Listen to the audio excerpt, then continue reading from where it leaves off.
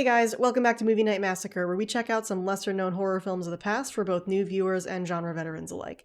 I'm your host, Casey, and today we're going to be taking a look back at Intruder from 1989. It's been about a month since my last upload, so thank you for bearing with me. I try and upload every couple of weeks, but this last month has been kind of a whirlwind of travel and house stuff and keeping up with work. I do have more videos in the pipe, so don't worry, there's more fun stuff on the way. Like the previous video, we're going to start with a spoiler-free introduction into what the film is, the cast, and what the critical reception is at the time. Then we'll move into a spoiler breakdown section for anyone who's still around and hungry for more. I'm really excited to show and tell this one to you guys today. It's one of my favorite slashers, even though it's been largely forgotten outside of genre fans, and I do think that it's one of the best showings of that subgenre in the 80s, in my opinion. This is a bottle horror film taking place entirely inside of a grocery store, and despite the gruesome subject matter, kids of the 80s and 90s are going to get a really fuzzy feeling from the vibrant vintage grocery store set, and the affordable food prices. The version we'll be looking at today is the 2011 uncensored Full Moon Pictures cut that includes 5 extra minutes of fun and gore that the studio cut out of the original version, so if you're gonna check it out, this is the one. The kills are fun, the cast is likable, and the mystery is suspenseful, so all in all, it's a perfect little one-off package, so let's get started. Good evening, Walnut Lake shoppers. It's closing time. The store will be closing in 15 minutes. But the night crew still has work to do. Oh my God, we're gonna get in so much trouble. Because there's one last customer who isn't satisfied. No. This creep keeps calling her. He's driving us nuts. Leave me alone. He wants to slash their prices. Who's there? He wants to cut their inventory. You're crazy. In fact, he wants to chop until they all drop. I saw him kill Linda. And now, he's turning their retail store into a wholesale slaughterhouse.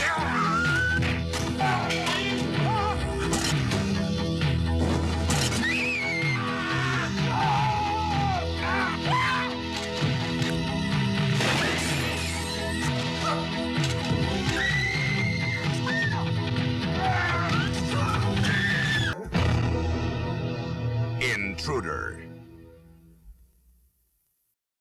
Intruder follows the young overnight crew of a grocery store that's going out of business, who find themselves terrorized and slaughtered by an unknown maniac as the night progresses. This film was written and directed by Scott Spiegel, who began his career in 1969 as a director, writer, and actor in a variety of short films. He's a very frequent collaborator of key creatives on the Evil Dead franchise, particularly Sam Raimi and Bruce Campbell. That stretches to as recently as 2022 with Raimi's Doctor Strange Multiverse of Madness, where he provided some voice work for the Souls of the Damned. He's credited on both Evil Dead and Evil Dead 2 as Fake Shemp, which I thought would be fun to do a quick trivia sidebar on. Fake Shemp refers to the Three Stooges character Shemp, whose original actor passed away in 1955 before the show had completed their episode order for the network. In the remaining shorts, whenever they needed Shemp for continuity, they'd put in a body double, usually seen from behind or partially obscured, to not give away the gag that it was a different person. Sam Raimi later adopted the term Fake Shemp while working on the production of the original Evil Dead because they had overshot their original 6-week shooting schedule and lost most of their cast and crew. The remaining loyalists who stayed on to finish the film were then essentially on a rotation as Fake Shemps to obscure the fact that they could no longer use the original cast. The term is still used today in the horror community, and even more niche, it's usually only used in reference to Sam Raimi films. It's just a fun little piece of trivia for both the director and the cast members on today's film, Intruder. Intruder has an additional writer, and his name is Lawrence Bender. This is actually his only writing credit, though he would continue working in filmmaking as either a producer or an executive producer. He's still active today on a variety of features, documentaries, and shorts, and some of his notable credits include Pulp Fiction, From Dusk Till Dawn, Kill Bill Volumes 1 and 2, and Reservoir Dogs. The cast for the film is actually quite a large ensemble, so let's put some names to the faces before we get started. Intruder stars brothers Sam and Ted Raimi as Randy and Produce Joe, Elizabeth Cox as Jennifer, Renee Estevez as Linda, Dan Hicks as Bill, David Burns as Craig, Eugene Glazer as Danny, Craig Stark as Tim, Burr Steers as Bub, and Billy Marty as Dave. And if you don't blink, we also get a Bruce Campbell cameo as Officer Howard and writer Lawrence Bender as Officer Adams. The set for this one has a pretty interesting background that I wanted to touch on for a minute before we dig in. Intruder was shot in a then vacant building that was previously a real grocery store in Bell, California. The building still stands at 6607 Atlantic Avenue, and though it has undergone some renovations into a strip mall, it's still recognizable by its large glass block windows on the west face. The store was empty when it was rented for the production, so to make it feel functional and lived in, they partnered with a company specializing in damaged food products to deliver over 2 tons of defective or expired merchandise for set dressing. Last, critical reception. Reviews from the original release are a little bit tough to track down because it was lesser known even in 1989, and it doesn't appear to have received any major review coverage. However, this film is viewed very favorably today by the horror community, and some even call it one of the best slashers of the period, which is an opinion that I share.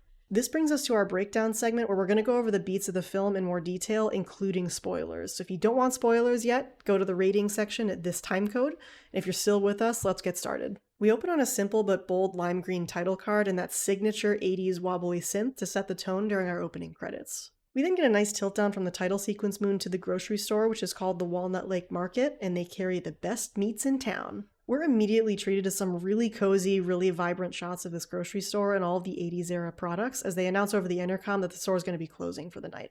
This is also when we get to see our character ensemble for the first time performing their various roles around the store. Our first two characters are Linda and Jennifer, and they're busy talking about boys over this very ornery old man who's checking out his stuff and hobbling his way out of the store. Jennifer has to go round up carts in the parking lot, and this is where we get our first suspect confrontation of the night with mysterious leather-jacketed bad boy Craig, and he sets Jennifer on edge by rolling a ghost card at her. Ooh. Craig ends up going into the store and surprising her at the register, generally just being butthurt and pathetic that she's not returning his incessant phone calls and letters. He's getting a little rowdy though, and Linda ends up hitting her panic button just in time for their colleagues to show up and help ward Craig off. Craig actually holds his own here against like 6 people, which is pretty impressive until unassuming Sam Raimi, who is playing Randy here, wanders in and ends up getting thrown into a big prominent stack of Diet Pepsi.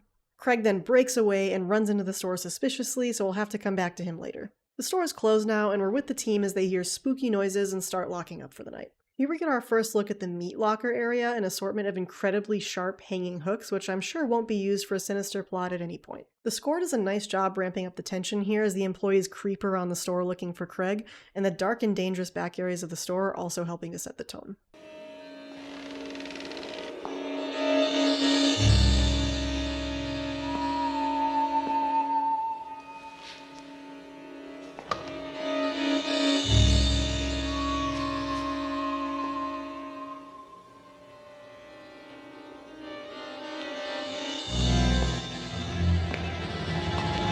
Tim scares Linda from the refrigerated sock section, and that brings all the other characters running. And this is when we get a set of really incredible line reads from Burr Sears, who's playing the stoner Bub.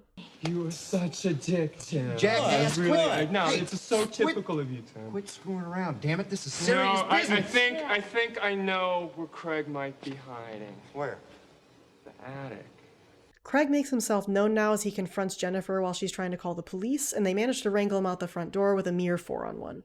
Bill and Danny, the store owners, then gather the entire team to congratulate them on handling the Craig situation, but they also drop the bomb that they're going to be selling the store and that everyone's going to be laid off next month. You really feel the camaraderie of the employees here, and it feels organic, like a real group of friends who have been comfortably working together for a while. It's really nice, and it makes them feel like a more realistic and believable ensemble of people rather than a collection of underdeveloped tropes, and it's a big reason why I prefer this over other slashers of the period that don't put as much effort into humanizing their characters.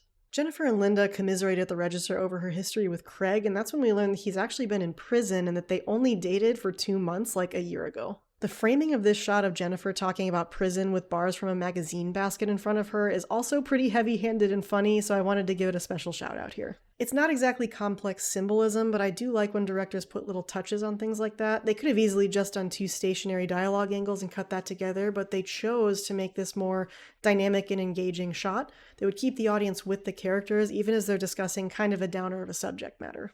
During this conversation, we also get this really funny reveal shot of Craig as he's standing at the front door. I always think it's really hilarious the way that it's cut because there's no way that they didn't notice him there. You're kidding. I wish I was. Why? What happened? Craig took me to this bar, Dylan's. This scene also puts a funny and weird focus on including a 1988 Tempo magazine on the rack featuring the musical artist Sting.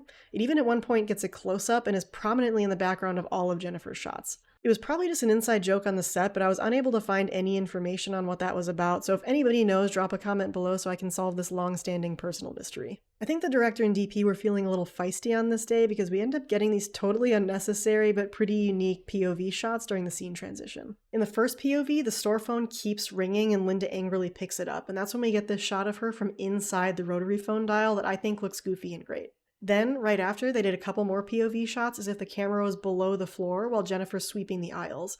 They would have shot that with the camera shooting upwards beneath the glass or plexiglass platform. Like the magazine rack shots, these are just a unique touch on behalf of the filmmakers, and they didn't have to do that for their little low-budget bottle horror film, but they did, and I love that. We now get a look at Jennifer and Dave setting the stage for a little love story in the basement stockroom before they're interrupted by manager Bill, and he drops some not-so-subtle foreshadowing about how many times he's told Dave not to ride on that damn conveyor belt. More on that later. Hopping back out into the store, we get some more exquisite line reads from my favorite, Bub the Stoner, as he tells Linda about his past friendship with Craig.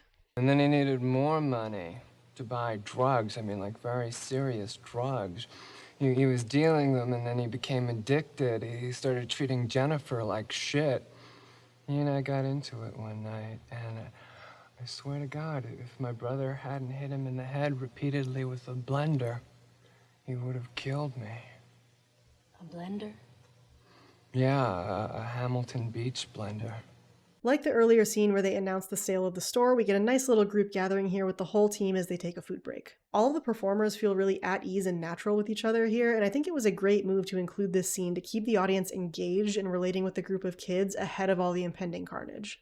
Two bored cops now show up hours after the 911 call, decline to take a report, and then leave, and I thought that was a terrific, realistic touch to the script. As Linda checks out some groceries and clocks out for the night, we get a POV shot of a sinister loiterer in the parking lot headed towards an exposed window behind the dumpster. This is going to be our first kill as Linda closes her trunk and is immediately stabbed by a shadowy man with a huge Mike Myers knife. The slashing has officially begun. Speaking of butchery, back inside, Ted Raimi, aka Produce Joe, is doing the absolute worst processing job I have ever seen on a watermelon. Okay.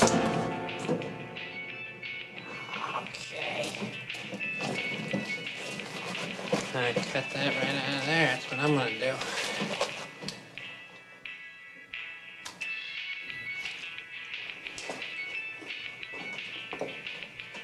Then we pop back up to the manager's office where Bill and Danny are discussing that they've been losing money for 2 years and they're feeling pretty hopeless. It's then that we learn that Danny is actually the driving force behind the sale, and Bill is reluctant to sell the store that he loves, so it's not just the end of the store, it's the end of their friendship. Bill is following a spooky sound in the back rooms now, and I like the simple yet effective synth score that accompanies the kind of dark and dank rooms that he's prowling.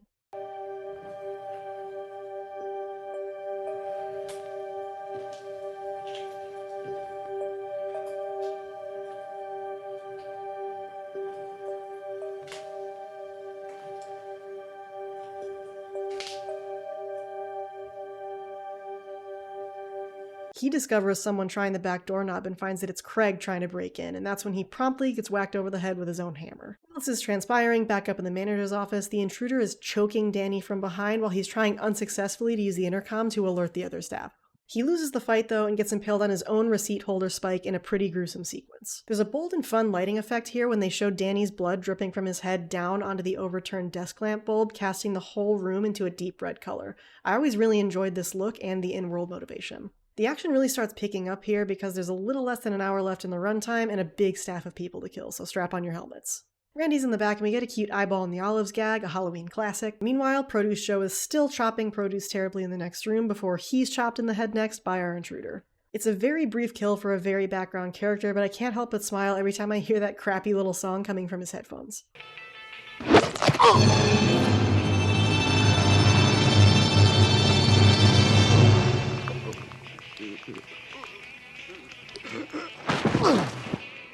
Tim is still busy crushing beers and being a creep in the stock fridge, and given how little screen time he's gotten up until now, you know he's next in line. He follows the time-honored tradition of following a spooky sound alone, and his reward for that is getting stabbed in the gut and sprayed by a bunch of beer from punctured cans, so I guess he died doing what he loved.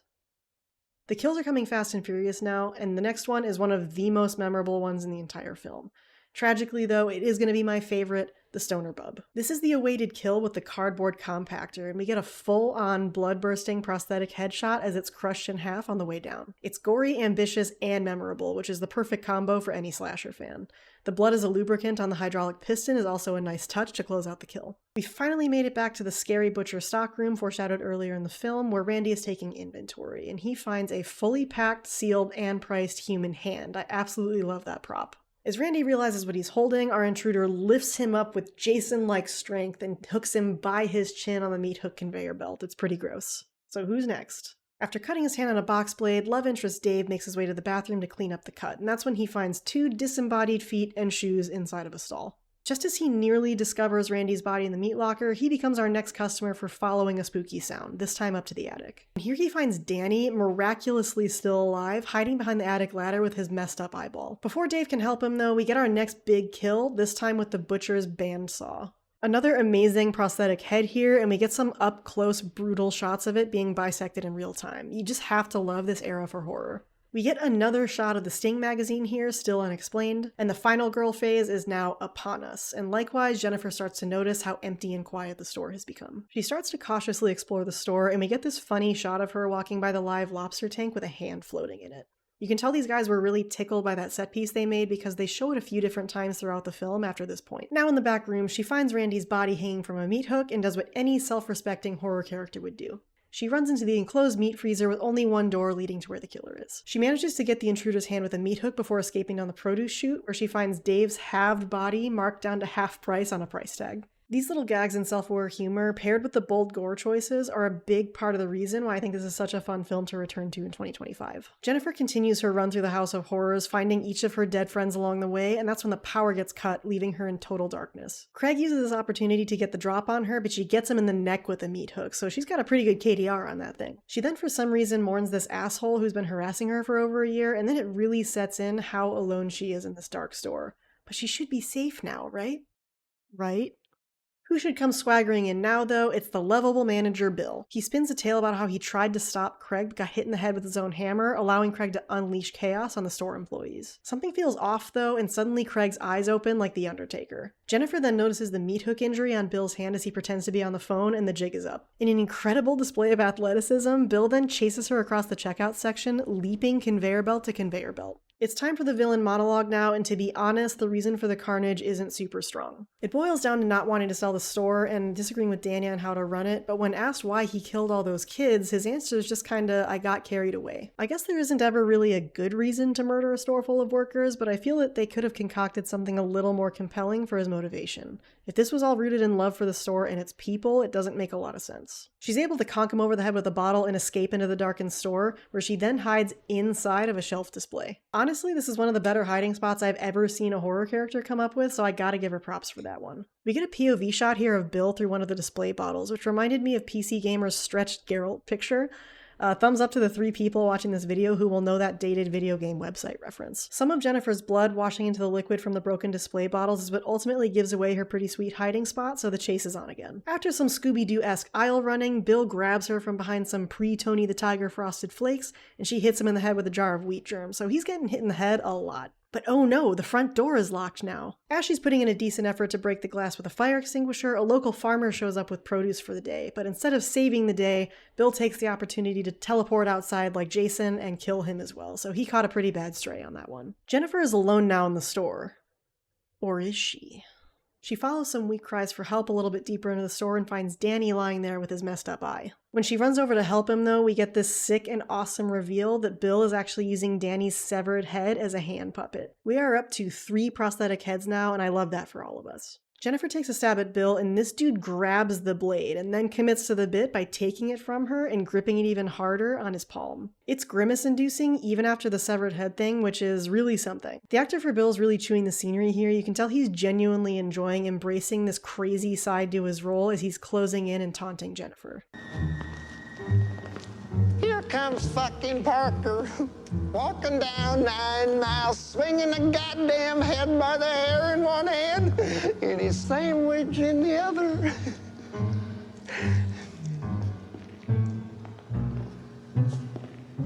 You're playing hard to get rid of. It's now feeling like all hope is lost, but as he's coming in for the kill, we're treated to 3 pretty funny shots of Jennifer very half-heartedly running away to repeating audio stings. It makes me laugh every time because it feels so out of place.